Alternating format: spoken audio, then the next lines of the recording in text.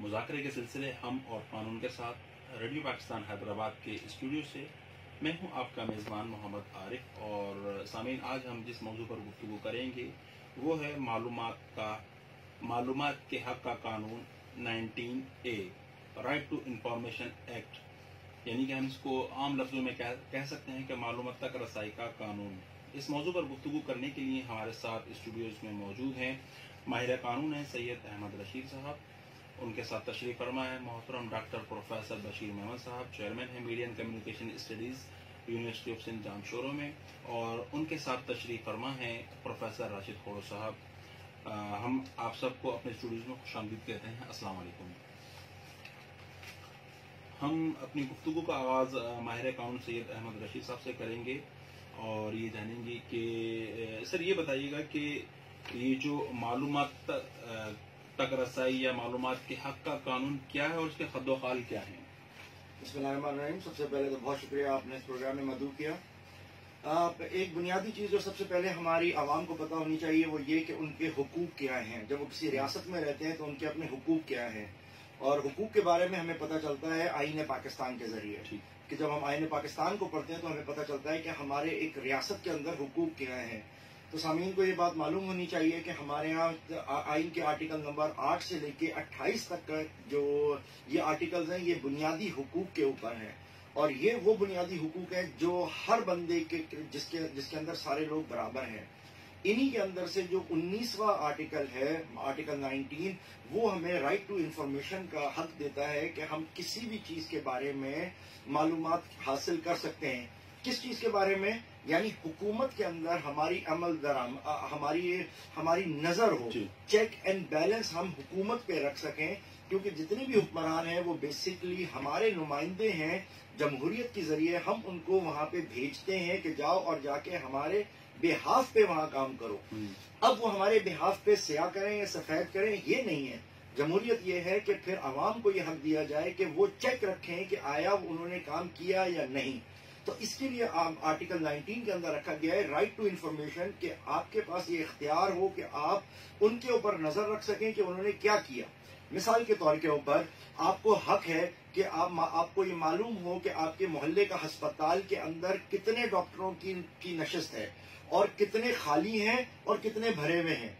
अगर किसी शख्स को ये पता चलता है कि जी वहां पर टोटल आदमियों की जरूरत है 20 और भर्ती हुए हैं डॉक्टर 2, तो वहां के मोहल्ले का निजाम नहीं चल सकेगा। लिहाजा वहां आप जब ये दरखास्त देंगे और कहेंगे, हुकूमत को झंझोड़ेंगे कि जी इतने लोगों के लाख की आबादी में अगर 2 डॉक्टर्स होंगे तो ये सफिशिएंट नहीं है, तो बताइए हमें कितने हैं, तो आपको बताया जाएगा और फिर आप उसके खिलाफ पिटीशन दाखिल कर सकते हैं। फिर आप हुकूमती इदारों से बात कर सकते हैं। इस तरीके से आप मामले को अच्छी तरीके से हासिल कर सकते हैं। इसी तरीके से बहुत से इदारे ऐसी जगहें हैं कि रोड बननी है, कहीं सड़क बननी है, इस किस्म के मामलात हैं। उसके अंदर भी आपको राइट टू इंफॉर्मेशन का ये हक है कि आप मालूम करें कि ये टेंडर कितने का हुआ। आपका ये हक है कि ये मालूम करें कि आया उस जो टेंडर था कि इसके हम गड्ढा खोदेंगे, गड्ढे के अंदर पाइप लगाएंगे, पाइप के ऊपर सीमेंट लगाएंगे, उसके बाद हमें ईंटें रखनी है, फिर हमने मिट्टी डालनी है, आया वो हुआ या नहीं हुआ। तो ये सारी चीजों का हक आपके पास है कि आप किसी भी वक्त वो हासिल कर सकते हैं। ये राइट टू इंफॉर्मेशन है जो आईन आपको देता है। राइट टू इंफॉर्मेशन है जो आईन आपको देता है। अब जो इसकी तारीख है वो इसकी तारीख कुछ इस तरीके से है कि यूनाइटेड नेशन के जो 200 से ऊपर ममालिक हैं, 198 के करीब कुछ ममालिक हैं जो यूनाइटेड नेशन के साथ मुल्क हैं। इन लोगों ने जमहूरियत को फरोग देने के लिए ये कहा था कि राइट टू इंफॉर्मेशन होना चाहिए। आपको ये सुन के बड़ी खुशी होगी और कि पाकिस्तान एशिया में पहला मुल्क है जिन्होंने राइट टू इंफॉर्मेशन का कानून बनाया। ये वो बातें जो हमारी आवाम नहीं जानती, जिसकी वजह से वो बहुत सी चीजों से लाइलम रहती है। एशिया में पाकिस्तान सबसे पहला मुल्क है जिसने राइट टू इंफॉर्मेशन का कानून पास किया। इसीलिए अगर हम देखते हैं तो 2005 के अंदर जो है आपका 2005 के अंदर बलूचिस्तान के अंदर ये कानून पास हो गया था। वहां आपको इख्तियार है, आप बिल्कुल हुकूमत के एक एक चीज के ऊपर नजर रख सकते हैं। सिंध में ये कानून 2006 में बना और फिर 2016 में दोबारा अमेंड हुआ है। इसी तरीके से केपीके में और पंजाब में ये कानून 2013 के अंदर बना है। اس لیے اگر تھوڑا سا کمپیئر کریں گے تو ہاں یہ نظر آئے گا کہ 2013 یعنی KPK اور پنجاب کا بلوچستان اور سندھ کے قانون سے تھوڑا زیادہ اچھا ہے. انہوں نے تھوڑا سا زیادہ کام کیا, وہ تھوڑا دیر سے آئے. تو یہ قانون ہمارے پاس موجود ہے اور یہ بہت زبردست قانون ہے. ہماری عوام کو اس کا شعور ہونا چاہیے کہ یہ ان کے بنیادی حقوق کی تحفظ کرتا ہے.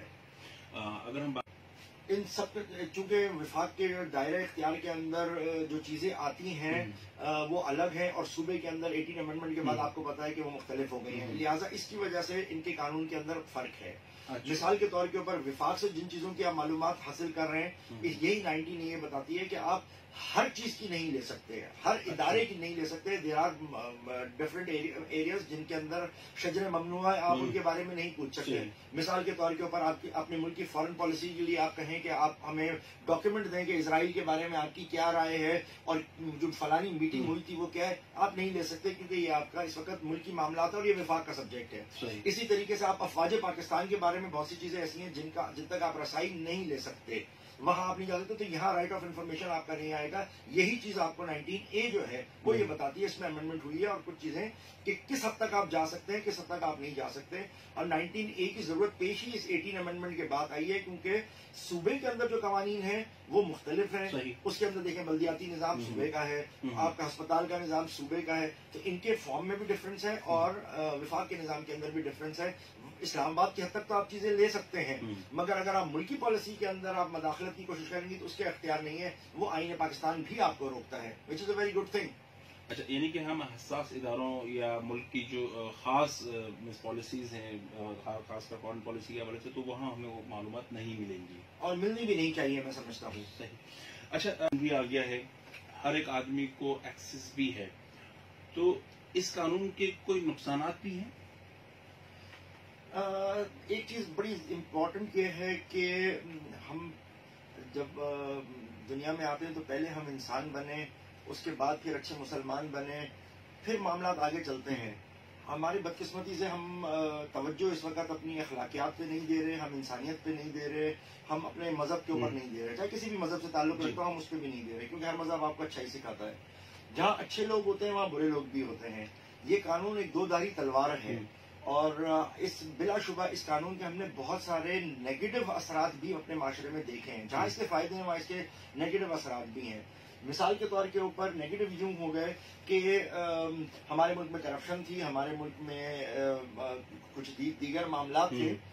اس کے لیے ہوا یہ کہ کچھ لوگ طاق میں بیٹھ گئے اور طاق میں بیٹھنے کے بعد انہوں نے دیکھا کہ یار یہ حکومتی ادارے کام نہیں کر رہے, تو انہوں نے کیا کیا کہ رائٹ ٹو انفارمیشن اس ایکٹ کے تحت وہ گئے اور انہوں نے بہت ساری خبریں نکالی. اور خبریں نکالنے کے بعد بجائے اس کے کہ وہ اس چیز کی تشہیر کرتے, چاہے وہ دیکھیں میڈیا والے لوگ ہوں, میڈیا سے مراد میری پریس ہے, ان کے لوگ ہوں یا ایک عام آدمی ہو, وہ اس کا فائدہ عوام کی فلاح و بہبود کے لیے نکالتا, مگر ان کا خود کا چونکہ پراپر تزکیہ نہیں تھا, انہوں نے کیا کرنا شروع کیا کہ اس قانون کا فائدہ اٹھا کے اداروں کو, افسران کو, حکومتی نمائندوں کو, سیاسی نمائندوں کو بلیک میل کرنا شروع کیا اور ان سے ناجائز فائدہ لینا شروع کیا, جس کی وجہ سے اب معاشرے میں اس وقت ہم دیکھتے ہیں کہ ایک طرف طبقہ ہے جس کے پاس بہت پیسہ ہے, اس کو سمجھ ہی نہیں آ رہا میں اپنا پیسہ خرچ کہاں کروں, اور دوسرا طبقہ ہے جو بالکل بنیادی سہولتوں سے محروم ہے.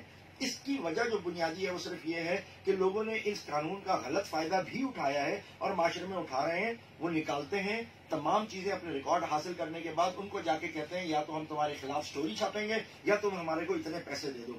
لہٰذا اس چیز کی وجہ سے یہ ایک زیادتی ہمارے معاشرے میں ہو رہی ہے, جس کی وجہ سے ایک انتہائی امبیلنس ہو رہا ہے. تو اچھا قانون آپ پاس کر رہے ہیں, ضرور پاس کریں, مگر میں حکومتی اداروں سے آپ کے پروگرام سے یہ بات ایک دفعہ پھر کہوں گا کہ جب تک ہم اپنی قوم کا تزکیہ نہیں کریں گے, ہم ان کو ایک اچھا انسان پہلے نہیں بنائیں گے, اس وقت تک قانون سخت بنانے سے آپ کو فائدہ نہیں ملے گا. پہلے انسانوں کو ٹھیک بنائیں, اس کے بعد یہ قانون امپلیمنٹ کریں, تب آپ کو زیادہ فوائد حاصل ہوں گے. صحیح, اسی بات کو آپ میں سمجھتا ہوں کہ ریڈیو پاکستان خراج تحسین کا مستحق ہے کہ انہوں نے آرٹیکل 19 کے اوپر یہ پروگرام کیا, اور میں سمجھتا ہوں کہ اس وقت اسی آپ کے چینل سے میں یہ کہنا چاہتا ہوں کہ 8 سے لے کے 28 تک جو بنیادی حقوق ہے ان کے اوپر آپ کا سلسلے وار مرحلہ پورے پاکستان سے جاری ہونا چاہیے، تاکہ ہر شخص کو اپنے بنیادی حقوق کا دائرہ کار پتہ بھی ہو، نہ صرف حقوق پتہ ہو بلکہ ان کو اپنے دائرہ کار بھی پتہ ہو کہ کب کس کے لیے کیا اور کس طرح سے بولنا ہے۔ اس سے پاکستان میں اور ریاست کے نہ صرف ریاست مضبوط ہوگی، اور ریاست مضبوط تبھی ہوگی جس وقت اس کے شہری مضبوط ہوں گے۔ لہذا اس قسم کے پروگرامز بھی ہونے چاہیے، اور ان پروگرامز کی، ان چیزوں کی آگاہی ہمارے عوام کو دینا بہت ضروری ہے، یہ ہونا چاہیے۔ اور آرٹیکل 19 کے حوالے سے لوگوں کو یہ پتا ہونا چاہیے کہ یہ کسی اپنے محلے کے ایک شخص کے بارے میں نہیں، بلکہ یہ ان کو حکومت کے اندر شامل کرنے کے لیے ہے۔ ہماری عوام کو یہ پتا ہونا چاہیے کہ تمہارا مقصد صرف 5 سال کے بعد جا کے ووٹ ڈالنا نہیں ہے، چاہے وہ بریانی کے اوپر ہو، چاہے وہ کسی گانا بجنے کے اوپر جا کے جھوم جھوم کے ووٹ ڈالنا ہو، ووٹ ڈالنا نہیں ہے۔ تمہارا مقصد اس حکمرانی کو بہتر انداز میں پرفارم ہوتے ہوئے دیکھنا بھی ہے، اور تم اپنی ذمہ داری لو کہ تم یہ کام کر سکو۔ صحیح، اسی بات کو لے کر آگے چلیں گے کہ ٹھیک ہے، قانون تو بن